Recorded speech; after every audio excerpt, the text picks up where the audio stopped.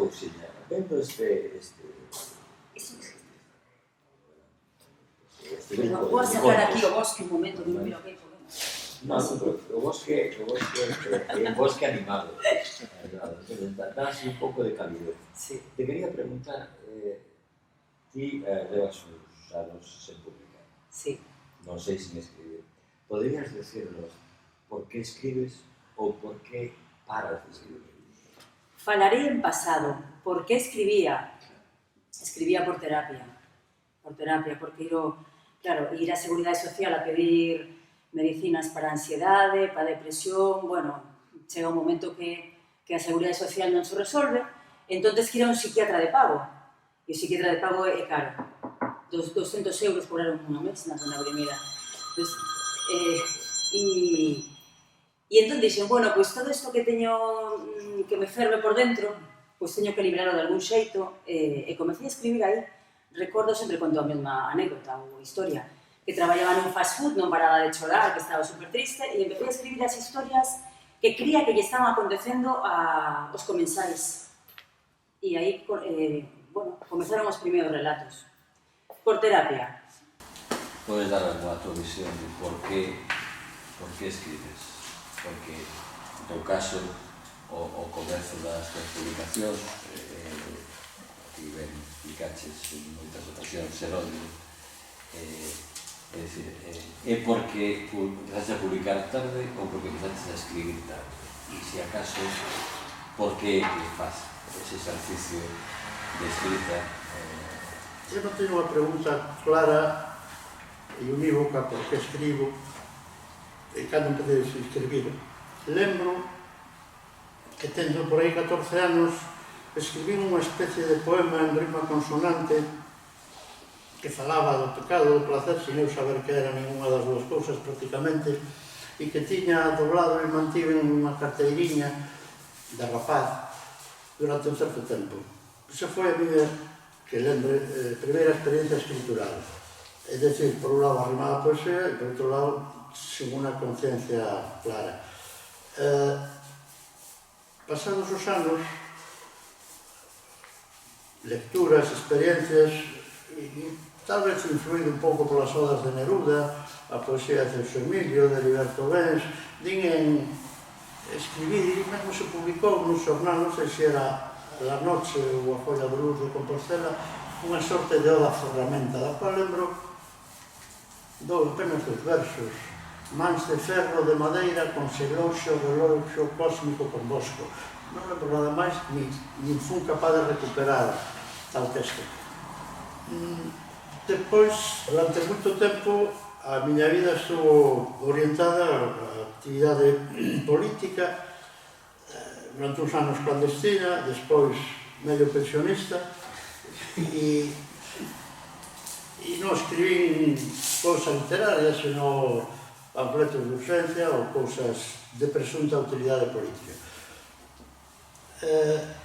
Así que, cando embarquei, fixe unha sorte de diario con pretensións literarias que cheguei a denominarlo Follas do Bacallao e que foi publicado con relativa aquiescencia de público e crítica.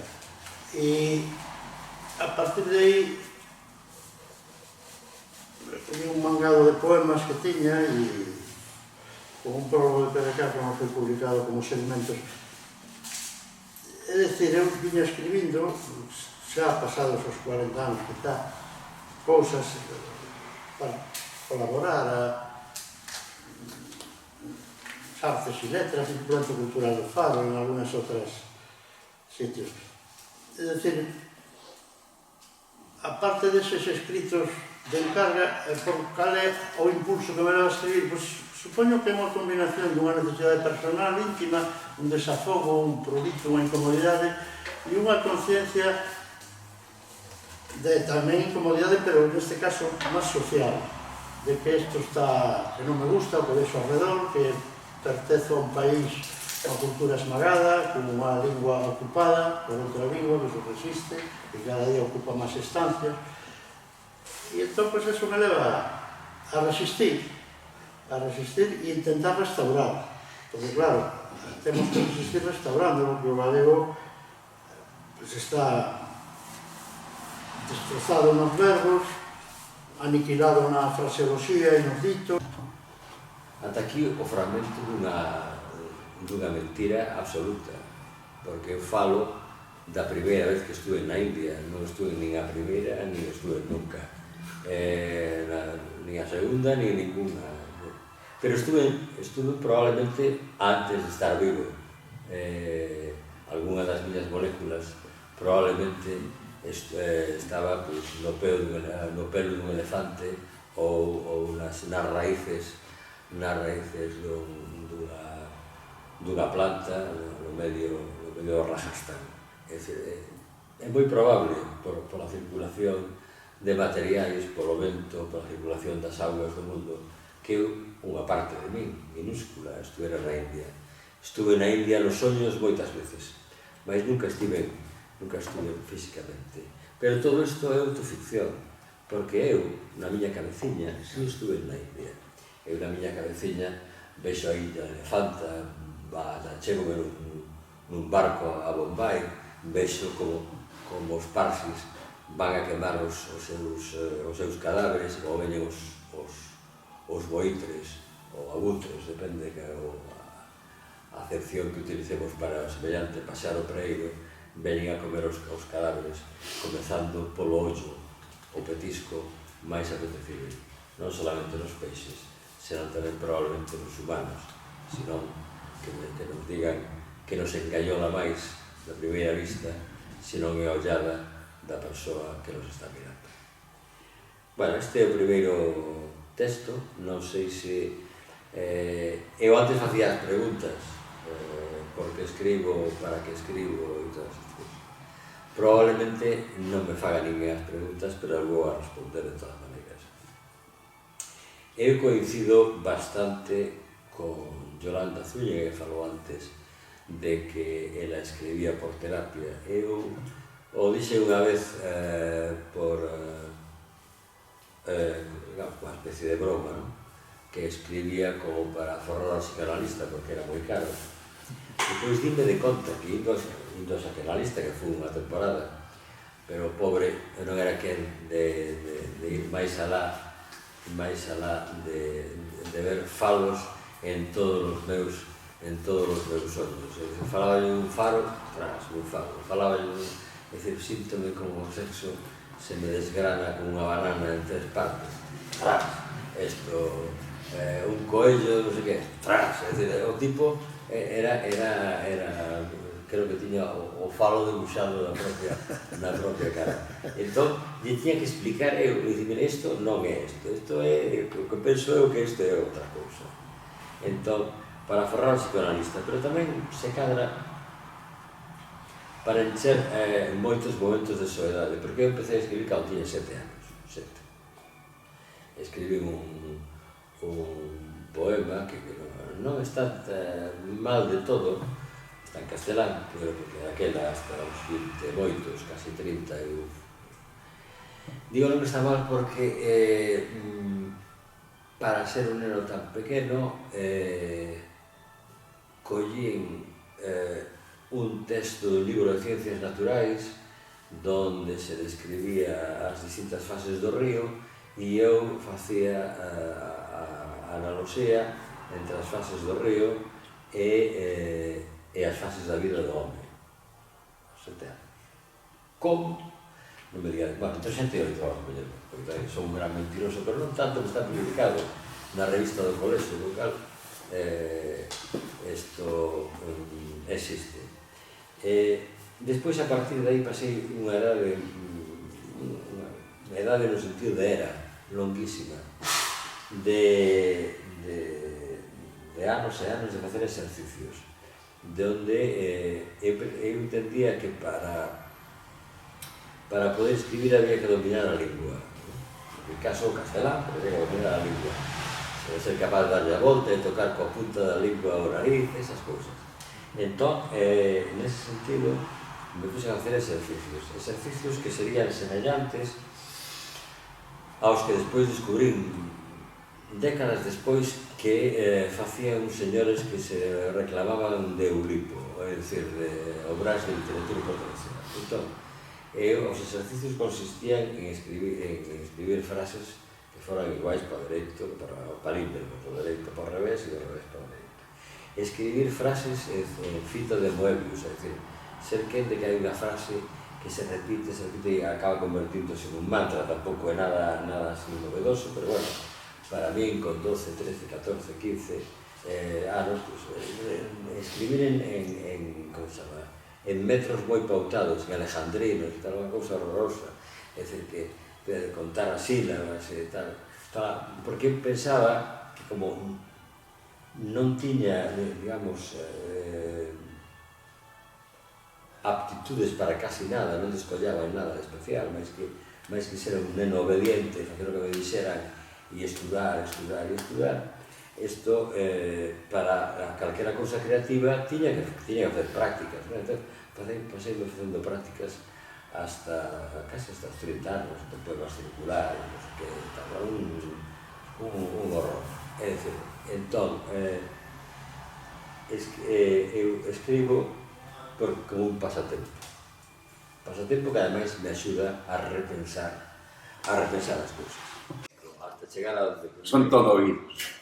Entón, as preguntas son de alguén que nunca fixo entrevistas, entón, e que solamente sabe preguntar por que escribes. Sí, que pregunta máis interesante.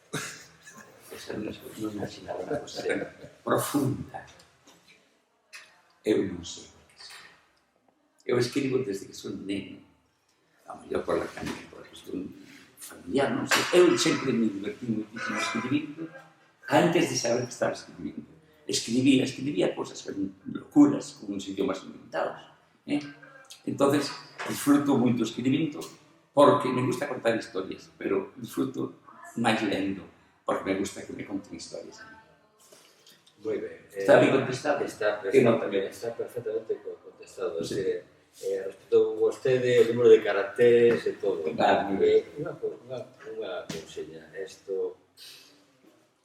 ti tes algunha manía especial cando escribes? Digamos, no lugar, como escribes? Escribes a man, co ordenador, escribes nunha cadeira especial, Non, a única manía non necesidade que teño eu é que padezo de hiperacusia. Non sei, que non é unha coña miña. Teño uns oídos que me recollen todos os oídos do mundo. Podo estar escritando un canalín, un cochalá, un momento que é tremendo, non?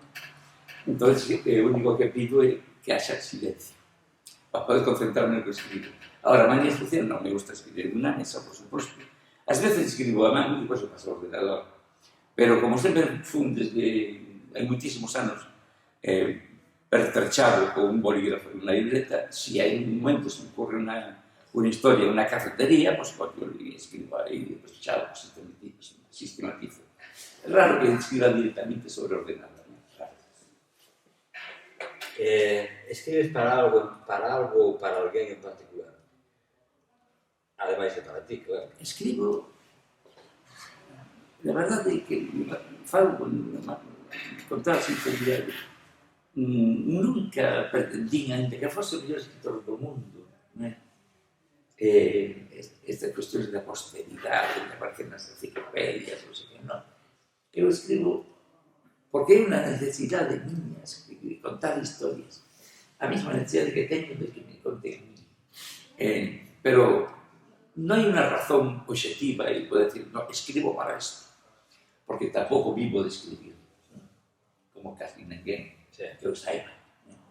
Entonces, se fose a miña profesión, pues, posiblemente estaría angustiadísimo se fose a miña profesión, a manera de comer, porque habería que renunciar a muchas cosas, mistificar e falsificar lo que queres decir, non habería a libertad e todo eso. Entonces, prefiro escribir con afección.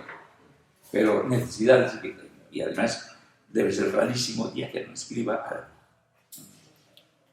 O sea que escribes en permanencia, porque sí, por aquí pasaron outros escritores que escribían, digamos, como en picos, ¿no? Escribían a novela, que pasaba un tempo, 6 anos, 7, publicaban outra cousa. No, eu escribo cosas distintas. Ahora estou en unha temporada que estou facendo un libro que se llama Palos de xogadas, que son xogos de palabras. Ao mesmo tempo me afección tremenda por os palíndromos, non podo dormir sin fazer un palíndromo, debo ter unos 600 palíndromos, cosas así, pero esos son divertimentos literarios. Ou un conto, outro día que me tive na cabeza, iba a ser un conto só para a vocal E, e eu consegui facer. Sobre a... Só co vocal E. Sí. Chámase Reverter, fala de un raquete. Temos falado disso, o complexo era fazer coa letra U. Sí. Creo que é imposible, creo que Pues bueno, é unha receta para facer un ñúcuru. Un ñúcuru debe ser difícil. Eu non aprobei nunca. Eu fiz unhas recetas de cociña. O é fácil, o molo modos probodo é fácil. E nos dedicamos a gran asada, pero el U non me metí. E despois empecé un, que foi o difícil, pero foi tan difícil que non pasei do título, difícil. Pero bueno, cosas así, pero tamén escribo outras cosas, e a veces incluso poemas. Sí, en serio, está ben. Os poemas non son todos de broma.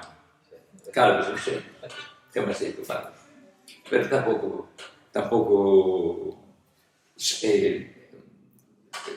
publiquei 2 libros de poemas e teño un que non quero que me queden publicar, porque son moi exigentes. Son exigentes para... Sí. Tampouco me importa nada, non me importa nada. Adiante. Dixo antes escoitaches a resposta dos colegas. Sí. Entón, esperamos de ti unha resposta que non tiña nada que ver nin co psicoanálise, nin coa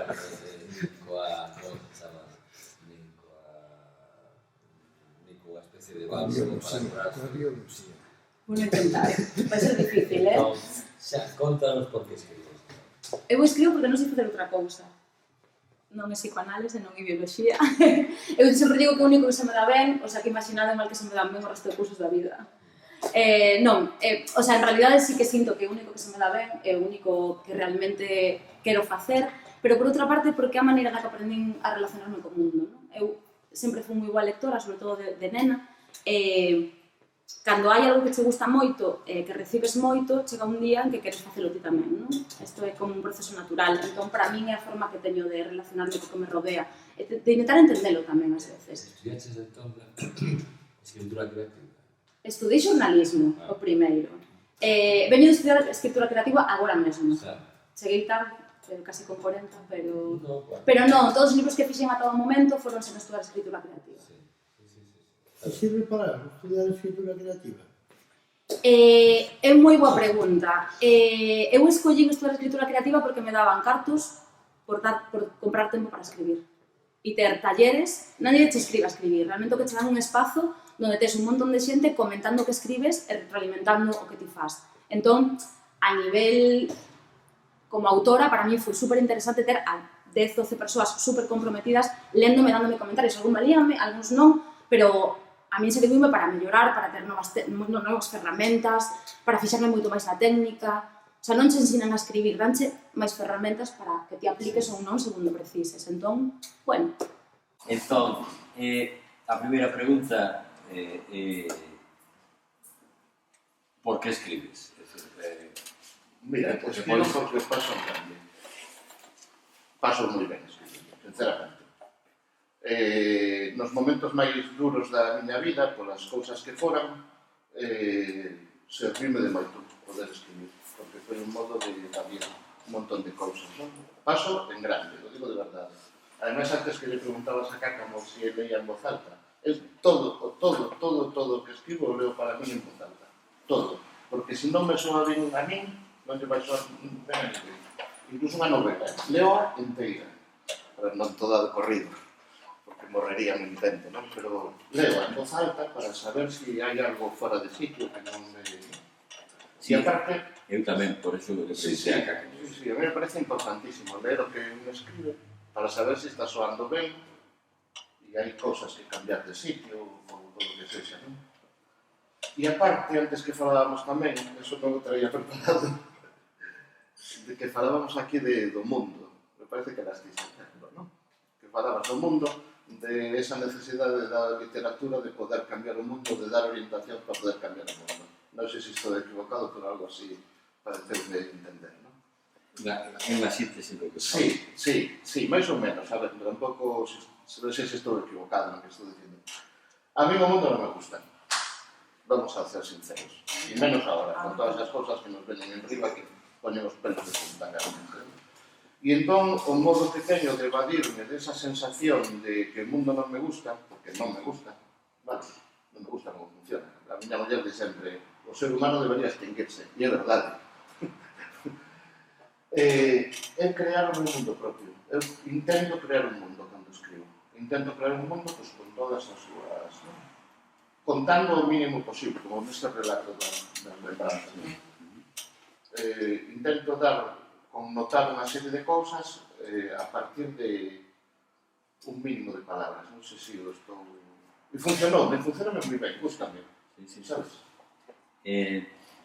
Sí, aquí, en este, falas dun mundo sen auga e sen futuro.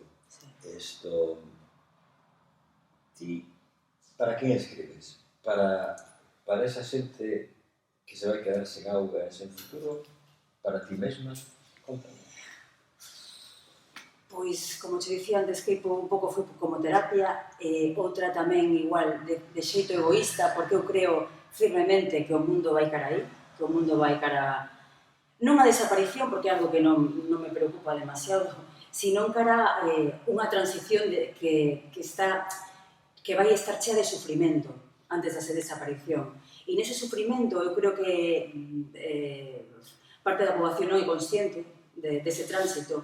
E o mellor quero dicirle a alguén que estea do outro lado, coidémonos do noso entorno, que isto non vai estar aquí sempre. Afortunadamente eu non deixo descendencia, a miña descendencia é animal, co cal espero sobrevivila e morrer de última, pero eu si tivese descendencia humana, me gustaría, pois, que os meus contemporáneos coidasen o entorno para que lle quedase un lugar máis habitable.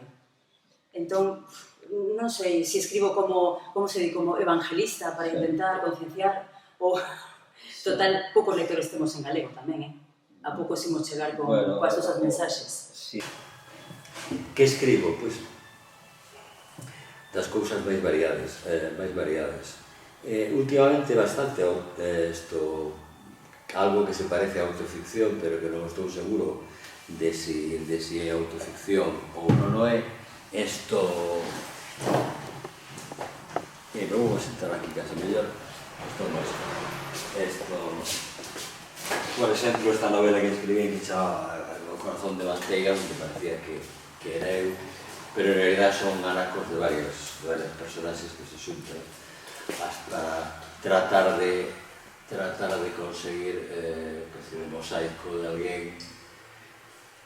alguén que acaba duplicándose e posteriormente uníndose en sí mesmo hasta levitar. Eu de pequeno levitei, non lo cree ningún de vos, a mí dame exactamente igual, porque eso sí que non é ficción, é auto, seguín camiñando en unhas escaleiras como esas, había escaleiras na casa. Eran 3 escaleiras entre unha planta e outra. Entón eu seguín camiñando na escalera, no pasillo de arriba, sen que caera esos 3 chancos. E eu o teño asumido como a realidade práctica, unha das realidades máis vividas que eu teña cando tiña, non sei, 5 ou 6 anos, xogaba ainda xogaba vaqueros e os indios. Iso foi ao principio de empezar a dormir ou ao final?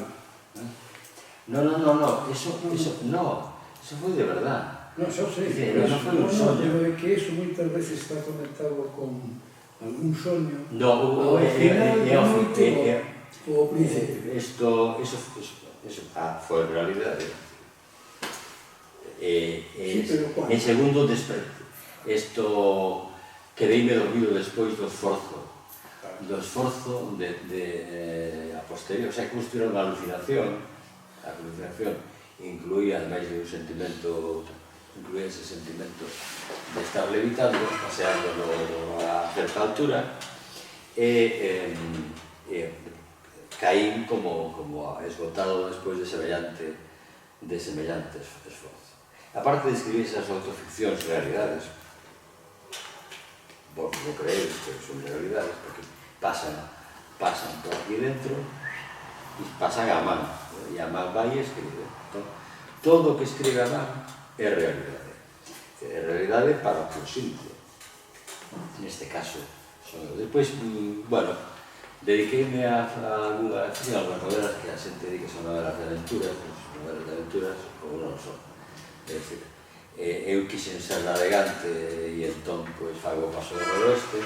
A mí encantaría ter sido un biólogo que vai ao medio da selva amazónica, onde, por certo, nunca estive, pero que debe ser terrible isto como situación. Mira esos niños pobrinos que se quedaron aí perdidos e que como acabaron demasiado, sen ningún tipo de enerxía.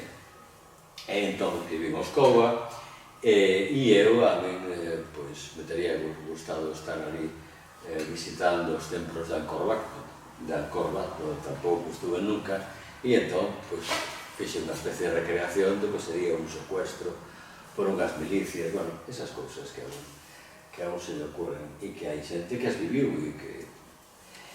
Para quen escribo? Básicamente eu escribo para mí mesmo, pero eso é mentira. Eu tamén escribo para que me lean, é dicir, o que pasa que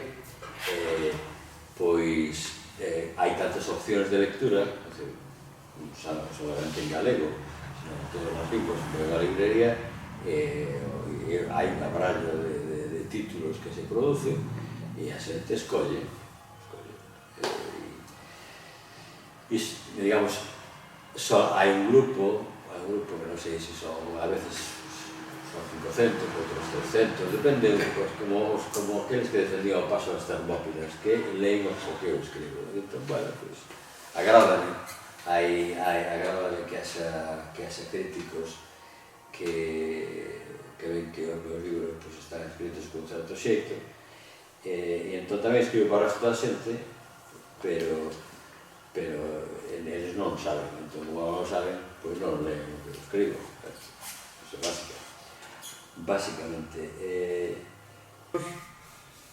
mesmo... Sí, nesa línea, esto de un pouco de casa tomada cortázariana que ten a lingua tomada por outra, como dices ti, vai ocupando máis instancias. Ti para que escribes?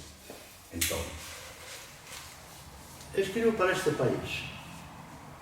É dicir, para ninguén en concreto, pero coa conciencia de que se o que eu escribo ten unha reiña de repercusión, vai ser unha reiña de repercusión galega. E o resto non importa. Nin se me ocurre traducir, nin se me ocurre exportar, nin se me ocurre, non teño, non sei se, azos ou... non, o sea, escribo, como decía, para resistir e un intento de restaurar. Eu que non son filólogo, que tamén son quasi neofalante, e que carezo de toda a formación académica. Pero onde non chega a academia, chegan os anos e a dedicación e o traballo. Sí, agora, escoiteite hai un rato falar sobre Sarmiento de Gamboa.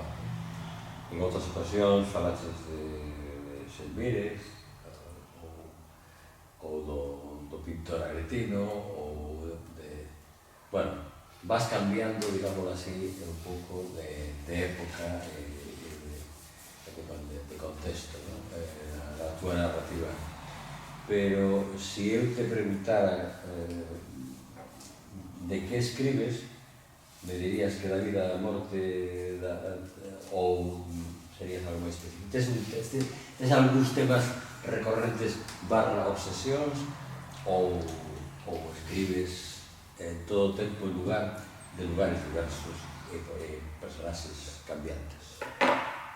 como non teño imaginación, ni tampouco me gusta inventar historias por inventar, porque non me sinto capaz, utilizo a pauta o engado de personaxes históricos suficientemente mal coñecidos e suficientemente interesantes, vale decir novelescos, para, a través da documentación, por un lado entreterme, me entretén moito ler sobre eles, entreteñome hasta o punto, non direi da obsesión, pero si da dedicación de horas e horas, durante días, semanas, meses, a esas figuras. Esas figuras poden ser o trío que construiu casi a Venecia que conocemos, que eran Aretino, Tiziano e Sansovino, que é unha amistade casi impensable, un escultor arquitecto, un pintor que encheu unha época o Imperio Español da súa estética e da súa pintura, e parte de Europa, consecuentemente, e o primeiro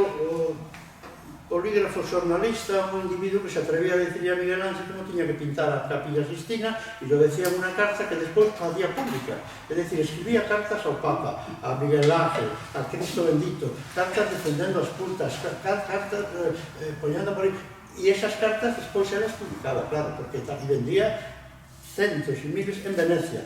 Estamos falando de 1550, 1540 a 1600. E ese trío para mí foi un deslumbramento de ese isto. Entón, empecé a ler. O que pasa é que polo camiño apareceuse unha filla del que acaba por ser a protagonista e aí xa non hai historia, porque non hai datos. É certo que tuve unha filla que se chamaba Adria, entón eu me invento unha relación con unha amiga, unha relación entre lésbica e tal, despois se casa e tal, pero digamos que a pauta, a urde, donde eu intento debuxar un tapiz, está xa feita. Con Galileo me pasa igual, dice este home hasta que punto mentiu, non mentiu, cando mentiu, o sea, foi valente, cobarde, se non ten interés, pero bueno, que foi o que fixo, entón, me poño a ler, e me deu conta que vou naufragar porque é un océano de bibliografía o que hai. Está, as obras completas dele en italiano están en internet, o sea, que é unha cousa tremenda. Ou Pedro Sarmiento de Gamboa, que de repente un señor que lle dice ao rei que descubriu máis terras que Colón, conquistou máis que Hernán Cortés, e o escribiu, e está aí documentado, e escribiu unha historia dos Incas, e fixo unha operación por o Estreito de Magallanes, e casi non se fala dele. Entón dixe, bueno, aquí hai unha historia de un galego que merece a pena contar. O que pasa é que polo camiño eu me dou conta que Pedro Sarmiento tamén é mentirán, e eu documento esa mentira. Esa é a gracia da tal. Igual que en Galileo a gracia está no tratamento coa nai, que o denuncia dos pretos da Inquisición, e coas fillas, que non acaba de ser un pai.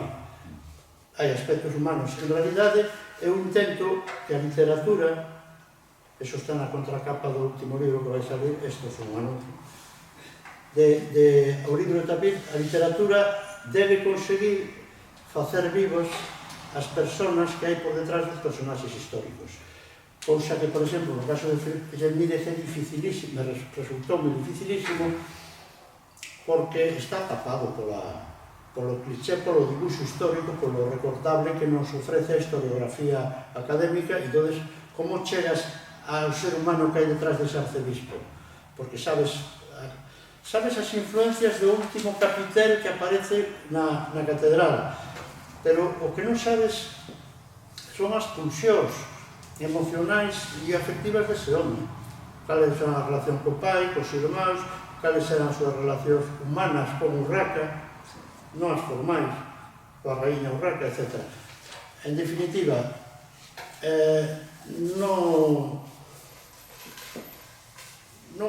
quero que non fago novela histórica, sino unha certa literatura histórica, e en todo caso, en calquera época da humanidade se pode falar do que nos ocupa.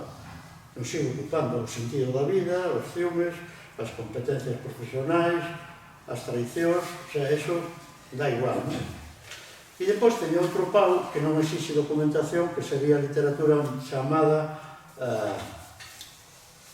autoficción ou tal, non? As vidas de Nito ou a barcelonesa, donde aí xa está máis metida a experiencia biográfica e tal.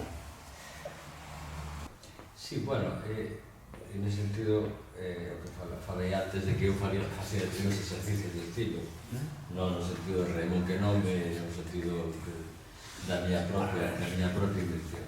Entón, temos máis ou menos claro por que escribes, Entón, bueno, e escoitamos un dos relatos, isto teño lido o libro inteiro, pero hai tempo, pareceume moi interesante. Aquí falando do Carpicho, no outro falando dos xolotes, isto dá a impresión que tens unha relación intensa cos animais. Entón, de que escribes, aparte de escribir os animais? A ver, é que eu sou máis poeta que narradora. Entón, escribo cosas... Ollo que diz da poesía e narración. Atacade, se queredes. A él que di que non hai diferencia. Eu estou un pouco aí tamén, Non hai a fronteira. Eu estou un pouco aí, pero non vou entrar na polémica, pero... escribo de cousas distintas segundo en que xénero escriba. E escribo de maneiras distintas segundo que xénero escriba. Entón, cando escribo... A grandes rasgos podría decir que os temas os que máis escribo son identidade e territorio, que son temas moi amplos, en realidade, non? Pero como nos relacionamos co que nos rodea, sobre todo coa natureza e co entorno, tamén coas cidades, interésame moito, non? Que nesa relación que temos co que nos rodea hai moita violencia, hai moito sometemento, non? E iso interésame. E o que fago moitos dos relatos é utilizar os animais para darlle a volta, non? Non son animais como seres pasivos que están aí simplemente decorando, sino que moitas veces teñen roles moi fundamentales. Tamén xogo moito coa idea de mesturar o humano co animal e o animal co humano, non? Borrando un pouco as fronteiras e preguntándome un pouco quen é máis besta, se o humano ou o animal. Gústame moito. E despois tamén, como bebo moito da tradición galega, non? Todo isto das reencarnacións en animais, con animais que collen forma humana e todo isto, bueno, vou collendo un pouco daqui e dalá e reinventando no meu propio universo imaginario, de alguna maneira, sí. Ben, outra pregunta tamén que simple, pero que a mellor resposta non é simple, é para quen escribes? Para quen escribes? Para que se máis ou menos o contestaches ao decir por qué, porque en realidad explicaches que funcionaba unha especie de terapia ou desafogo. Pero para quen? É que escribes exclusivamente para ti, por eso te lees en voz alta. No, leo en voz alta, pensando en a quen vai destinar. Por eso, sí. Eu penso nos lectores, penso que quen vai ler o que estou escribindo. Non lle poño cara, evidentemente, pero cando faz un traballo tan arduo como escribir unha novela, porque é moito traballo, e ainda que pases moi ben, son moitos días, moitas horas de soledade, non? Entón penso en quen vai recibir eso. Porque a novela, no momento en que acaba editado, bueno, a novela, calquera libro, no momento en que acaba editado, xa non é teu, é do lector, ou da lectora, non? E penso, quen vai ler isto? Sí, eu entendo, pero hai escritores, digamos, un pouco máis, que fan unha especie de enxeñería de destino de quen vai ser o destinatario. Sí.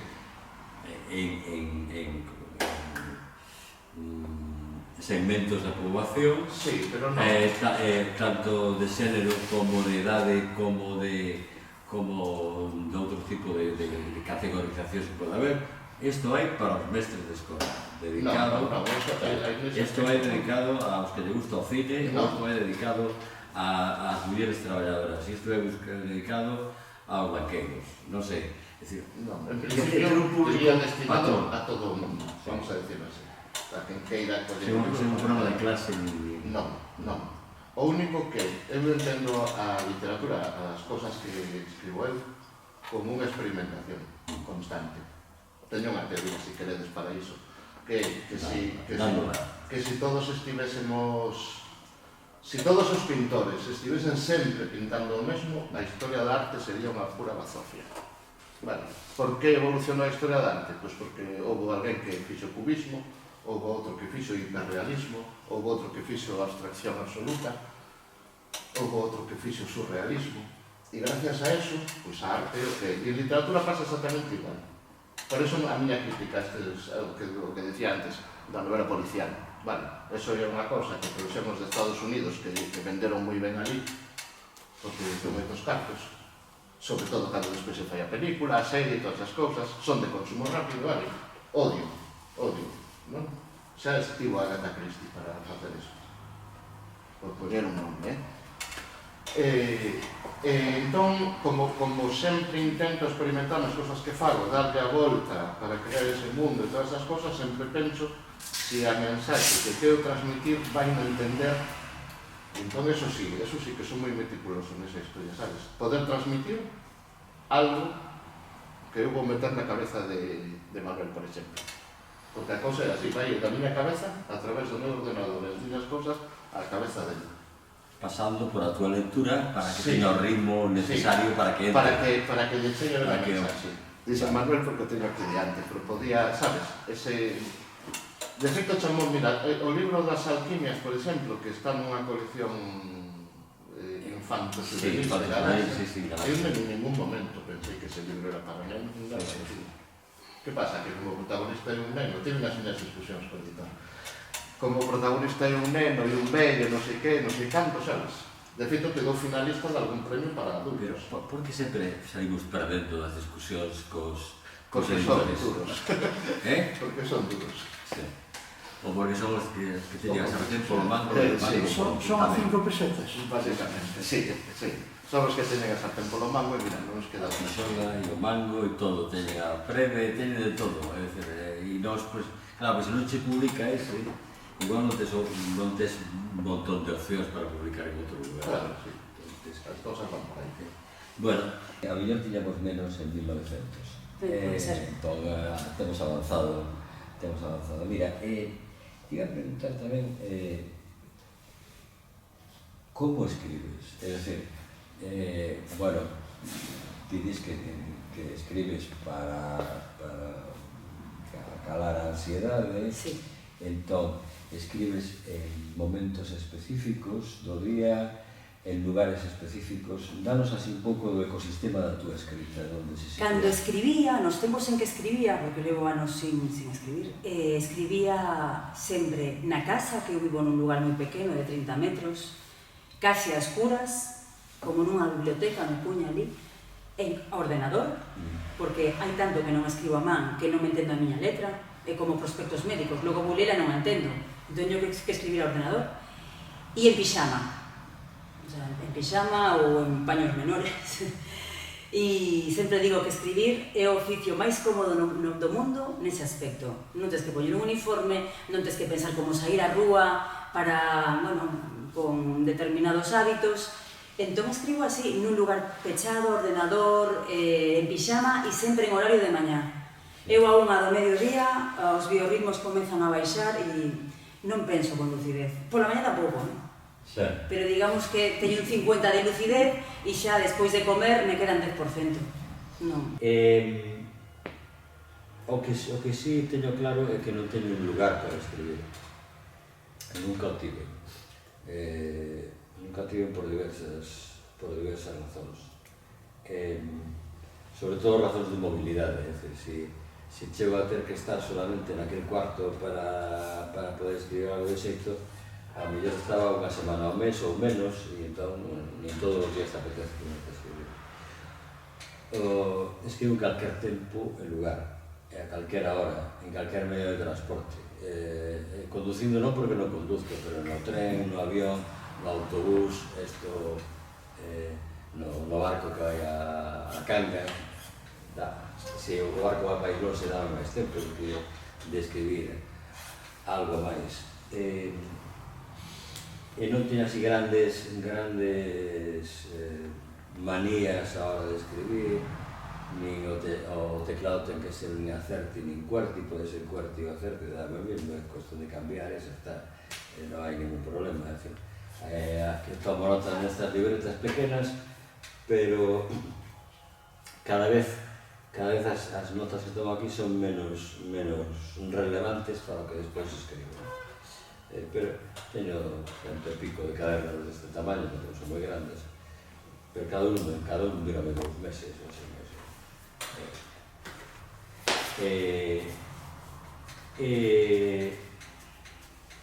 Vamos, desas respostas canónicas, as preguntas canónicas que ninguén me fixo, pero que me fan sempre, sobre todo os xornalistas culturais que non leen os libros dos que van a falar, sino que, pues, bueno, me dio tempo de ler.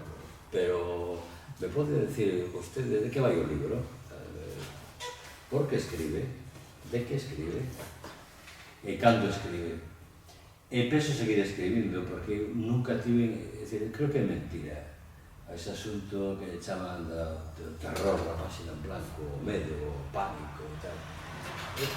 É mentira e é verdade. É verdade, probablemente, naquelas persoas que teñen unha escrita funcionarial que teñen que funcionar, é dicir, que para o día seguinte teñen que ter unha crónica feita, que son xornalistas, entón, pois claro, hai que escribir de algo que as 8 pechamos a redacción. Por aí, a veces, pode ser, se me ocurre a mí, porque eu nunca estuve nunha redacción, pero, pues, Manuel, si estivo, poderá saberlo, si hai un pouco de agobio e de que falamos hoxe. Non sei se é verdade. Un escritor que se dedique a escribir, ainda que, como no noso caso, no que estamos aquí, non somos profesionais da escrita, serán solamente semiprofesionais, porque temos outras ocupacións, ou tivemos outras ocupacións. Isto, si se senta, é dicir, o problema é sentarse. En canto te sentas no tiny desk, no teu, así aproveitando que non te gustan os anglicismos, para cerrar un pouco, esto, na mesa onde vas a... Cando te sentas na mesa ou en outro sitio, pois te podes escribir xa directamente. Ou se tocan 4 versos que lle das a volta, a reviravolta e non sei que, mañán empezas un artigo para unha revista e ao día seguinte, pois, hasta que chega un momento que hai unha especie de protocolo obsesional, non compasional como o libro de Guibert, sino obsesional, donde xa tes unha masa crítica, masa en este caso de letras ou de follas escritas sobre un tema que te obsesiona e entón aí xa non podes ponerte a escribir de outra cousa, vas a escribir durante aqueles días, semanas ou meses, porque non vas a ir así como un picafollas escribindo aquí e aquí. Pero isto, páxina en blanco, non sei o que é unha páxina en blanco, nin unha pantalla en blanco. Non sei se tedes algún de vos alguna experiencia distinta neste respecto da páxina en blanco, por exemplo.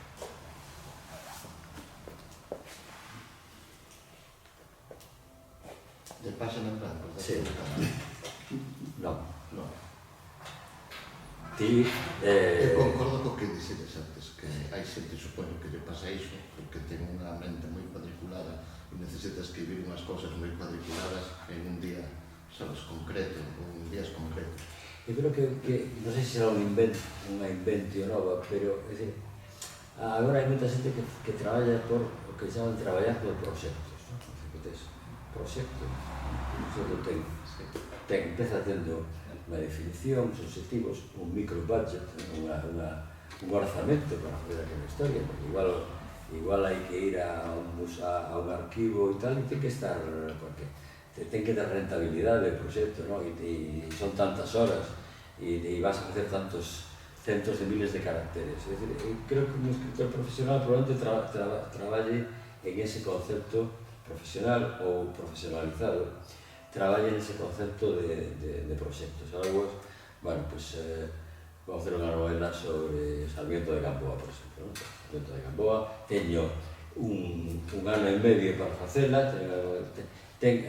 o meu objetivo son 400.000 caracteres ou 350.000, ou non sei que historia.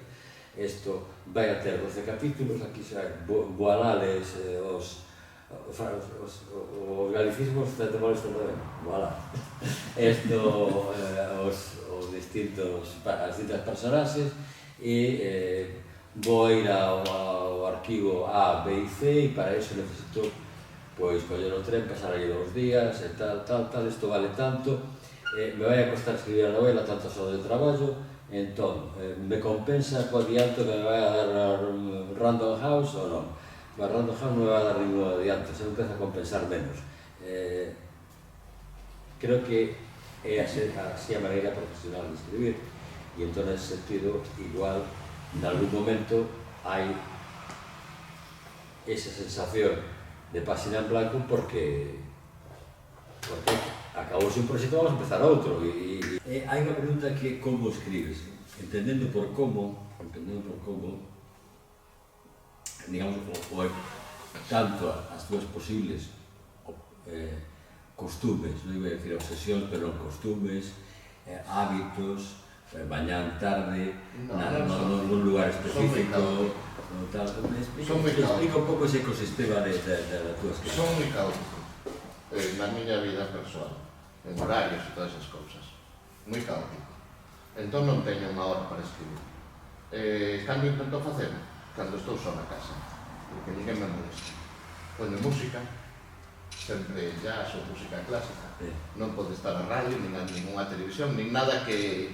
Vale, porque me vexo metido dentro dun diálogo entre dúas persoas que teño que estar eu con esas dúas persoas, que en realidad están dialogando dentro de mí, non? Faime moita gracia cando aparece alguén e te dirá, ai, fun a Freud e digo, que eu estaba aquí no tempo exactamente. Sí. Por eso me resulta tan divertido, porque me abstrae moitísimo.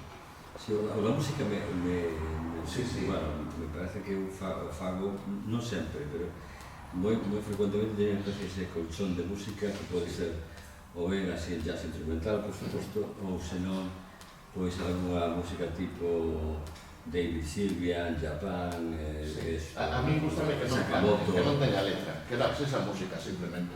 Non quero que me, sabes? Que te condicione. Non, para nada. Pero pensas que esa música que tens de fondo pode condicionar o ritmo da escrita en un momento determinado? Do parágrafo? Non creo. Non crees? Non, porque está aí. É unha compañía que teño, digamos, sabes? Está aí, está posta, está soando. Pero tampouco estou prestando atención, sabes? É unha... Faime non sentirme só. Porque, insisto, é moi solitario escribir. Ten que ser. Vale, mira, imagínate que son un xornalista que acaba de salir da facultade. Que medo. Que o pobre puxeron na sección de cultura que é a que non leva ninguén. Hai incluso xornais que non a teñen. Entón, bueno, pois como non están acostumbrados moito a ler, te fan as preguntas como te fago eu agora, é dicir, sen ler o libro. Sen ler o libro, este libro tal parece que fala dunha distopia futura. Sí, eso é. Sí, pero ti tes outros libros, que é de poesía, que é de narrativa, e dígate, de que escribes? Que é a pregunta que fan todos os xornalistas noveis que non leeron o libro que estás tú presentando. Eu escribo da soidade, dese estado de que temos de tentar atopar a persoas semellantes e afíns. Eu creo que escribo sobre iso, basicamente. E logo encántame as marxes tamén.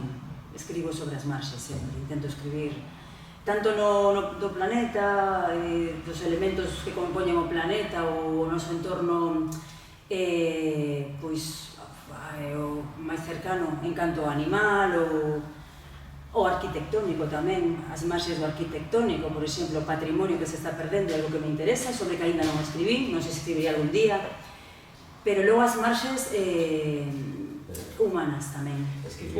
Bueno, tes publicado un bon número de libros e ganado unha serie de premios. Ti te consideras un escritor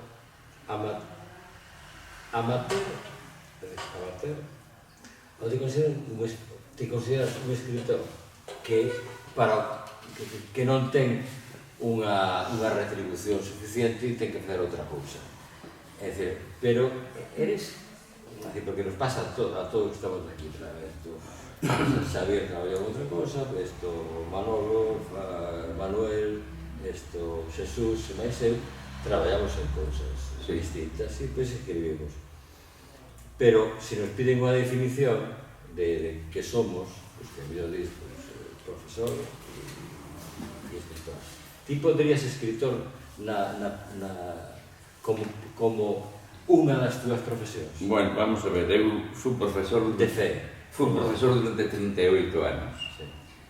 Cando me xubilei, nunca se dixe de ser, por certo, porque además tive moita sorte, tuve unha maravillosa relación con os alumnos. A verdade é que tive moita sorte, e me gustaba moito a miña profesión, moito. E era escritor. Pero bueno, tamén houve momentos de necesidade económica e dixe, bueno, voy a presentar este premio, e tive sorte cos premios, eso é unha lotería. Agora, non teño tarxeta de visita, pero si teño que firmar un documento ou unha protesta, cualquiera cousa, poño escritor, porque eso é eso. Antes era profesor escritor, agora só poño escritor. Eu tamén poño moitas veces, poño biólogo e escritor, porque biólogo, é dicir, ainda que non traballes de biólogo, é unha noción que non se perde, é dicir, é como ser médico tampouco se perde, é dicir.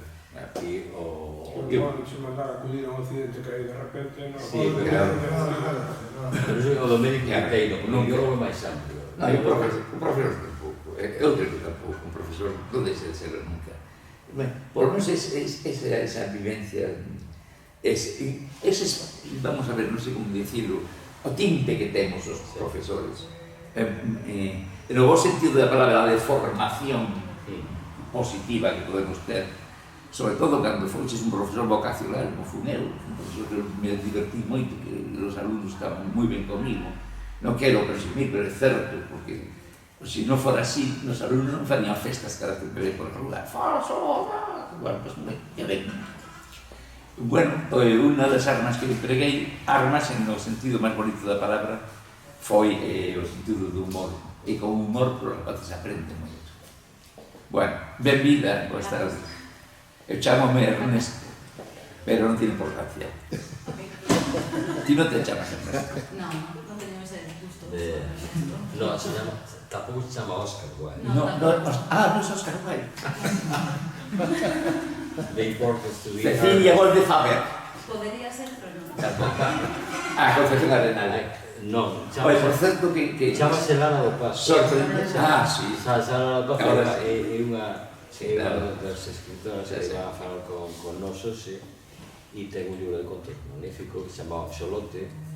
Moi ben, pois encantado. En particular para mí en particular, de todo o libro de contos, de todos os contos, probablemente que dá título para o meu particular gusto non sea o máis, digamos, representativo do estilo que creo, do estilo da temática, pero teño moito interese isto para ser alguén. Non tes publicado demasiado máis, non? Eu coñecete de nome, sí, pero nunca personalmente nunca te coñecen. Pois mira que sorte tes.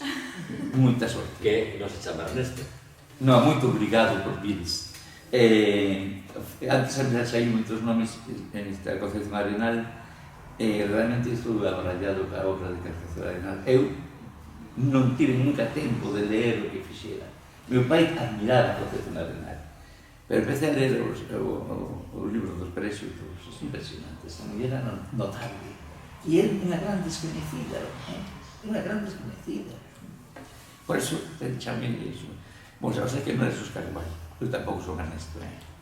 Bueno, entonces, cando escribes, a pregunta sería para que escribes, pero cando escribes, tes en mente algún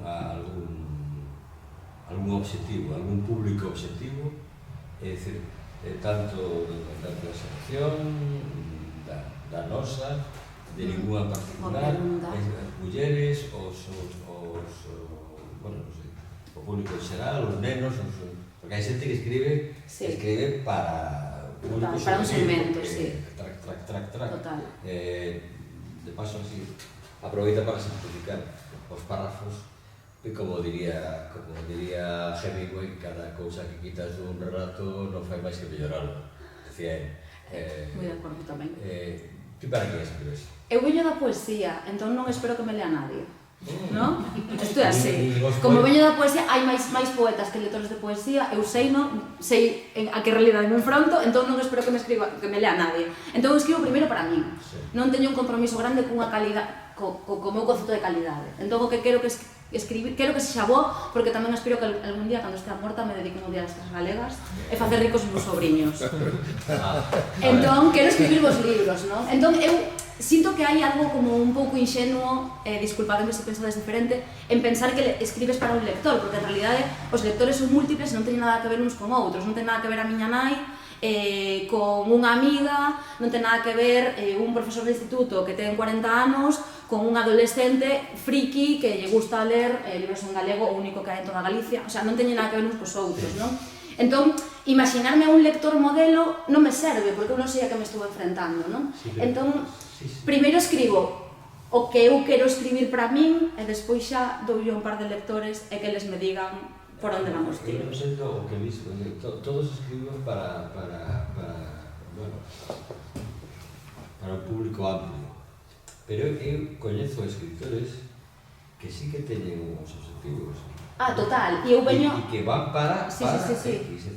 Entón, pois, podría escribir, podría pensar, por exemplo, alguén que escribe un conto dirixido aos mestres represaliados.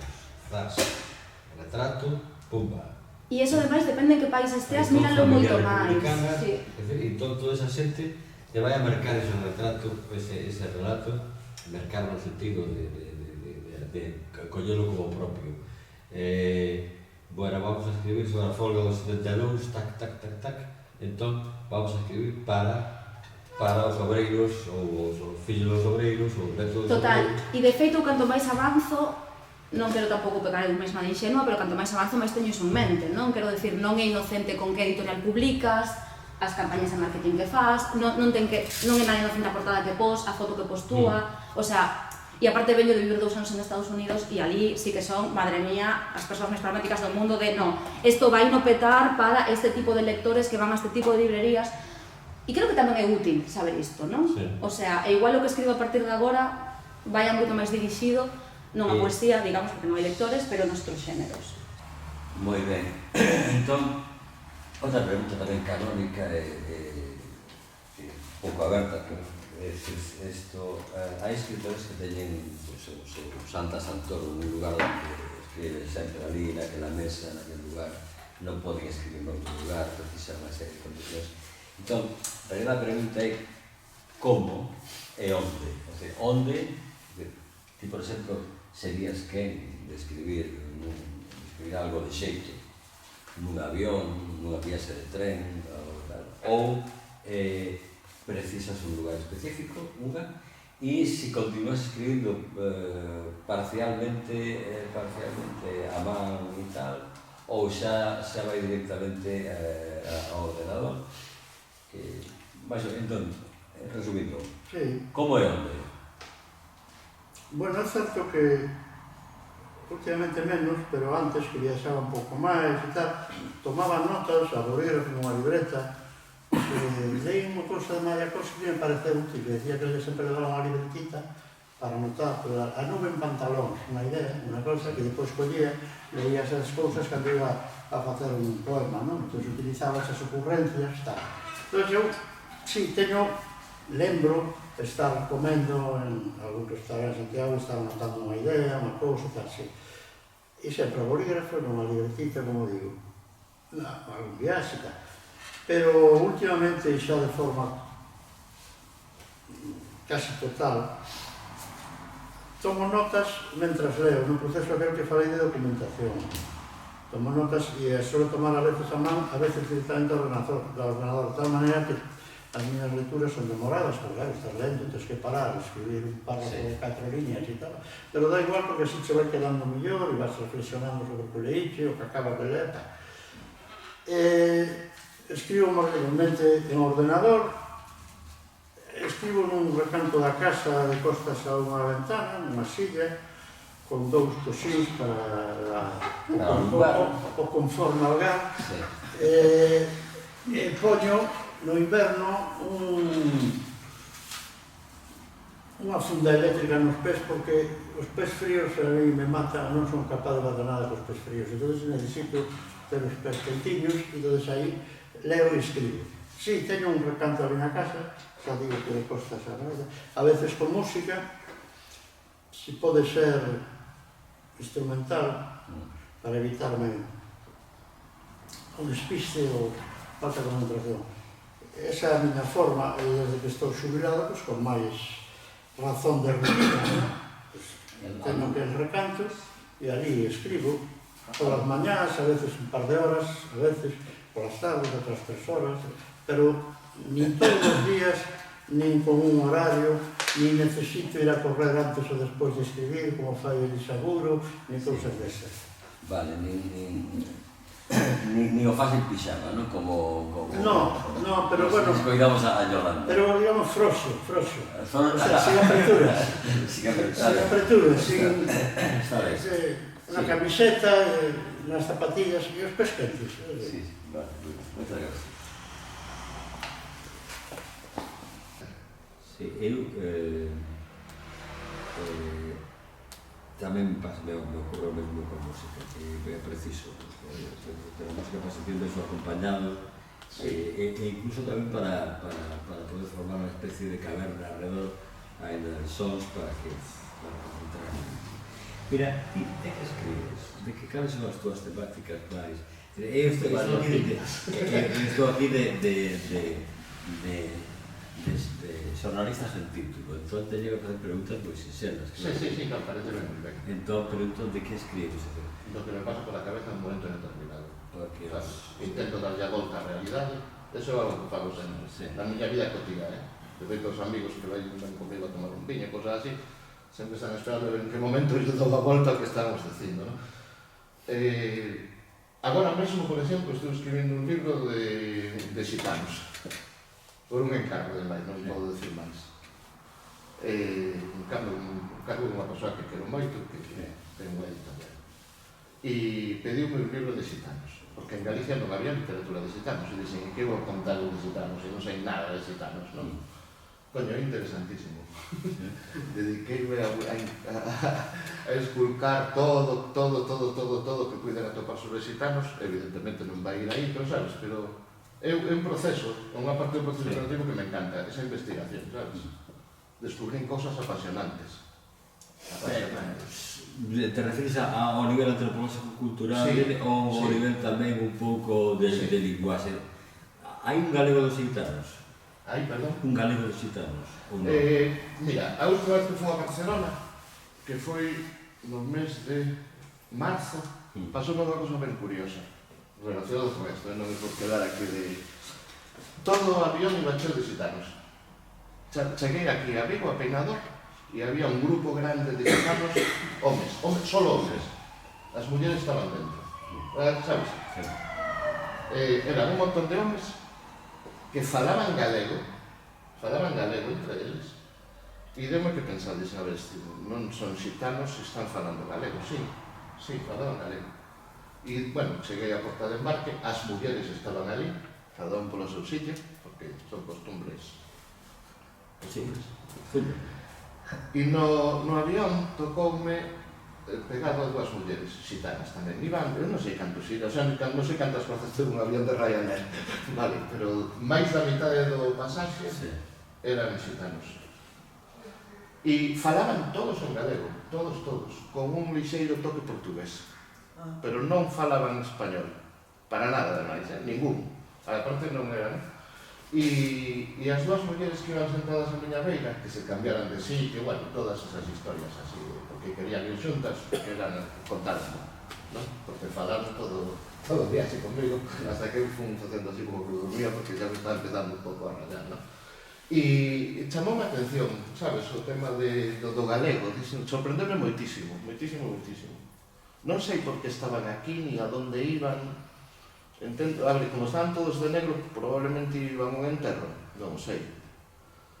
Veíanse moi festivos, como para ir a un enterro, pero falaban galego. Chamoume moito a atención. Teño problemas no momento de escribir con iso, dos xitanos, sabes? Hai un montón de cousas na linguaxe que asociamos ao povo xitano, pallo, a palabra pallo, por exemplo, non? Que se ponora poñendo con Y, porque é unha palabra que utilizan moitísimas veces, non? Claro, esa linguaxe en galego non existe. Esas, sabes? Pallo, tes alguén dado iso, non se dado iso o nome, pallo, non? Pero pallo somos nós. Por eso, Pallos somos Ah, nós queremos do norte. xa, De feito, aquí o nome Pallo era un nome moi común, era como Sí. Pepe. sí, Entón, eles os de abaixo, os do norte, chaman como se fose decir hoxe os Pepes, ou algo así. Entón, Pallos eran porque se chapa, había moitos que se chamaban Pallo, San Pallo, todos esos... Pallo, O Pallo, propio Pallo, nome Pallo. Pelayo, Pelayo é unha variante de Pallo, é o mesmo nome. Entón, eles chamabanlle Pallos a Como os zona Pepes. norte da península, a Galicia. sí, como... Eran os Pallos. Sí, como en Cuba hai... Tenías que ponerlo con I latino. Claro, Con I latino. Con hilo claro, latino. claro, porque é San Pallo. Si dixeches que era o escribías porque era o que mellor sabía facer. Entón, eres escritora profesional? Non. Queres ser escritora profesional? Non se pode neste país nesta lingua. Sí, vale. Eu creo, non? Entón, anticipo unha pequena frustración porque se o mellor que podo facer, anticipo, podo equivocar, se o mellor que sei facer é isto, pero teño que facer outras cousas que non me xeneran ese tipo de satisfacción porque senón non podo manter, digamos, o mesmo estándar de vida, eu anticipo unha frustración, como escribir non é o mellor que sei facer, sei facer outras cousas, entón, pois non teño, traballando de funcionario, o facía bastante ben, acabo de retirar, o facía bastante ben, o sea, esa arte do veleno, da puñalada, de poder defender as dúas posturas distintas, todo eso o conseguí facer bastante ben. E entón, estaba contento. E entón, tiña a escrita como un divertimento satisfactorio. Unha perversión. Vale, unha de tantas que colecciono. Entón, Eu son... disculpa se dixen No, que no, no. anticipo un Non problema. anticipas nada, porque eu xa Notes. levo pensando nesto moitos anos. Eu sou moi boa na arte da supervivencia e gustame moito comer e pagar o alquiler, non me gusta tanto, pero teño que facelo. Entón, son pragmática e asumo que para vivir teño que facer outras cousas que me dean cartos. Se podo sacar cartos dos libros, genial, se non, asumo a que sistema literario pertenzo e que o que podo facer con isto, non? Non sei se os respondo a pregunta. Bastante ben. Sí, claro que me encantaría dedicarme 100% a escribir e además escribir os libros que eu quero escribir, pero sei que iso non é posible porque ni me casei con unha persoa millonaria, nin hai mecenas dispostos a decirme como me encanta a túa poesía e os teus libros, aquí tes 100.000 euros para que no próximo ano me fagas o que ti queiras. Eso non é posible, non? Entón, É posible, o que non é probable. é non probable, certo. Entón, o que fago é, pois, intentar atopar o tempo onde podo atopalo e atopar os cartos onde podo atopalos, non? E normalmente vivo de traballar en comunicación e se de vez en cando consigo atopar alguén que me financie para escribir, sexa un programa de estudios en Estados Unidos que me permita vivir 2 anos facendo talleres literarios ou unha residencia literaria ou que sexa, agarro mallo, non? E digamos que a frustración manexas así, o sea, intentando buscar a forma de encaixar as pezas do Tetris e poder facer todo o que E queres. manexas escribindo tamén. Os Pallos Pero isto non pode tocar grego. era un nome moi popular, era un nome moi común. Bueno, Sí. aquí parece que hai as suxerencias de que tanto pola orixe como que a grafía probablemente podería estar polo I latino. Pensa un pouco e toma a decisión que consideres oportuna. Sí, pero a ver, tampouco está, que hai 50 páginas, máis ou menos, estou moi mal, sabes? E a persoa que me encargou pediume un estero de Gitanos que dou e dixen, a ver, eu que sei de Gitanos, que é o que iba, non? E dixen, si non, tampouco teño ninguna referencia, simplemente as cosas que aparecen no xornal, sabes, así de... Sí, tes unha referencia de un avión con 140 Gitanos, parece de pouco. Mario Puzo tampouco sabía nada de mafiosos, Teño. Cando fixo o libro, fixose de ouro. Sí. E dixen, me quedou así pensando e dixen, pois xa sei que vas a escribir de un xitano maricón. E eu dixen, ainda sei menos, non? Estou escribindo, tampouco quero contar nada, unha idílica historia de amor entre un xitano e un guardia civil. Os dous homosexuais, claro. Sí, porque me dá morbo. E iso me leva bueno, quero dicir, así como penso as cousas, que pues, claro, lévame a confrontar a visión do mundo dos dous e os seus encontronados. Hai algún... Aparte de analizar os rizos métodos no Camiño de Santiago. Uns están celebrando o seu 30 aniversario de ingreso no corpo e o outro vai con unha cousa subvencionada pola Xunta para quedar ben, sabes? Que dice, la peregrinación de los gitanos. Entón vai con 6 rapaces adolescentes por secretariado xitano, sabes? Ele é voluntario. Bueno, ya non conto máis. Sí. Un pouco para que vexa, sabes? A idea, toda a estructura que intento... A mí me gusta montar a estructura primeiro. Non sei como facedes vos. Montar unha estructura na que as cousas non vayan caendo por do, non? Sí, eu... tamén me ocorre o mesmo con música, que é preciso. Pero a música para sentir eso acompañado, e incluso tamén para poder formar unha especie de caverna alrededor hai sons para encontrar. Mira, ti de que escribes? De que cales son as túas temáticas máis? Eu estou aquí de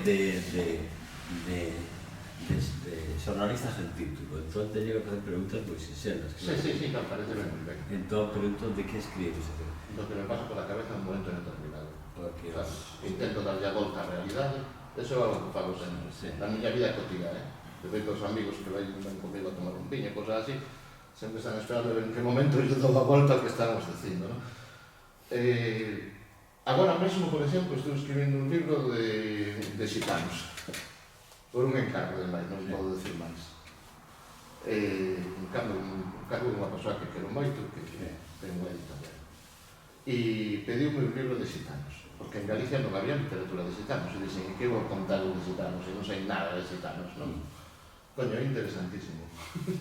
Dediqueime a esculcar todo que puidera topar sobre xitanos, evidentemente non vai ir aí, pero sabes, pero é un proceso, unha parte do proceso creativo que me encanta, esa investigación, sabes? Descubrir cosas apasionantes. Te refieres ao nivel antropolóxico cultural ou ao nivel tamén un pouco de linguaxe? Hai un galego dos xitanos? Hai, perdón? Un galego dos xitanos? Mira, a última vez que fui a Barcelona, que foi no mes de marzo, pasou unha cosa ben curiosa relacionado con esto, non me por quedar aquí de... Todo o avión iba cheo de xitanos. Cheguei aquí a Vigo, a Peinador, e había un grupo grande de xitanos, homes, solo homes. As mulleres estaban dentro. Sabes? Eran un montón de homes que falaban galego entre eles, e deu-me que pensar, dixen, a ver, non son xitanos, están falando galego, sí, falaban galego. E, bueno, cheguei a porta de embarque, as mulleres estaban ali, cada un polo seu sitio, porque son costumbres.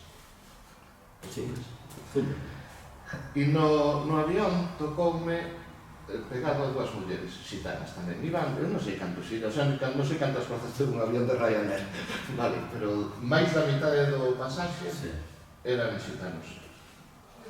E falaban todos en galego, todos, con un lixeiro toque portugués, pero non falaban español, para nada, ademais, ningún. A parte non eran. E as dúas mulleres que iban sentadas a miña beira, que se cambiaran de sitio, bueno, todas esas historias así, porque querían ir xuntas, que eran contarme, non? Porque falaron todo o viaxe comigo, hasta que eu fui facendo así como que dormía, porque xa me estaba empezando un pouco a rayar, non? E chamou a atención, sabes, o tema do galego, sorprendeu-me moitísimo. Non sei por que estaban aquí, ni a donde iban. Entendo, a ver, como estaban todos de negro, probablemente iban a un enterro, non sei. Veíanse moi festivos, como para ir a un enterro, pero falaban galego. Chamoume moito a atención. Teño problemas no momento de escribir con iso, dos xitanos, sabes? Hai un montón de cousas na linguaxe que asociamos ao povo xitano, pallo, a palabra pallo, por exemplo, non? Pensas que non la poniendo con Y, porque é unha palabra que utilizan moitísimas veces, non? Claro, esa linguaxe en galego non existe. Esas, sabes? Pallo, tes alguén dado iso, non se dado iso en nome Pallo, non? Pallo somos nós. Os pallos somos nós. Nós queremos do norte. De feito, aquí o nome Pallo era un nome moi común, era como Pepe. Entón, eles os de abaixo, os do norte chaman como se fose decir os Pepes. Ou algo así. Entón, Pallos eran porque había moitos que se chamaban Pallo. San Pallo, todo ese... O propio nome Pelayo é unha variante de Pallo, é o mesmo nome.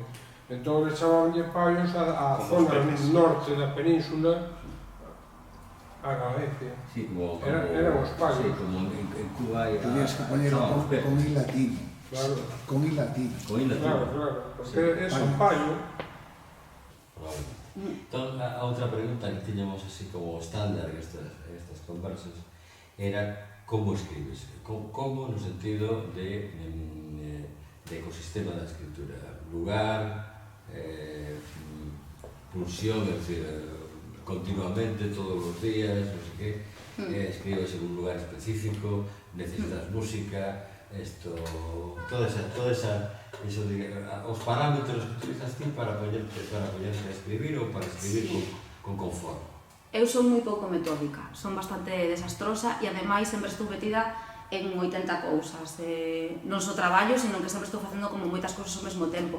Entón realmente escribo cando teño tempo e cando estou moi metida nun proxecto intento sacar o tempo de debaixo das pedras. O sea, como se teño que escribir mentres como, non teño ningún problema a facer iso, ou mentres vou en transporte público, ou non. Non teño ningún tipo de problema en ter épocas nas que non escribo nada, pareceme que está correcto. Penso que entre libro e libro hai que respirar, e hai que ler, e hai que escoitar moitas cousas, non? Para nutrirse, para volver a comezar, as cousas teñen que repousar. Sí, cando podo, en realidade. Como non son metódica, tampouco teño un xeito de escribir ou un lugar para escribir, en realidade, non? Gústame moito ter ruido arredor, música, podcast, radio, o que sexa. Non me suele molestar porque criei-me nun entorno con moito ruido, entón para min está ben. E despois sí, o sea, segundo os proxectos nos que estou avanzando, cada vez intento buscar máis tempo e buscar máis espazo para eles, non? Pero deixome un pouco fluir, non me gusta nada ese verbo, pero deixome ir co ritmo do propio proxecto. Iso implica que escribo lento, porque non sempre teño tempo e enerxía, claro. Porque o traballo debería abolirse, pero... Sí,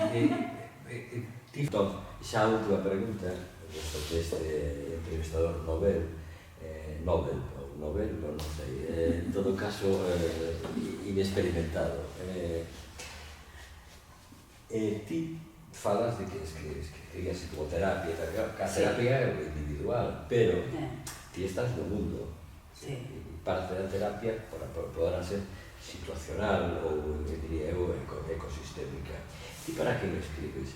Escribes para tipos como a mí ou escribes para xente das marxes, digamos, da propia cidade, xa non arquitectónicas, pero si de clase tal, escribes para os teus amigos, amigas, para alguén... Para deixar un legado, para... Non, para deixar un legado a ninguén, porque a ninguén. Ti non queres deixar descendencia. Non, tampouco se me deu, non sabes, sí. Escribo para min, egoístamente, xa cho dixen antes, escribo para min. Claro, que pasa que unha vez que tes algo publicado, o destino é que chegue a alguén. E é moi chulo cando alguén afín o atopa e dixe, pois sentime reflexado nisto, ou considero mesmo que a ti, nesto... Pero o inicio da miña escrita, escribo moi pouco, escribí ao longo da vida, hai 25 anos, escribí o primeiro relato, creo que teño só 5 libros, ou así, non sei. Pero os inicios foron de xeito, así, unha escrita egoísta e para min e para liberar os meus males. Faz como Xesús que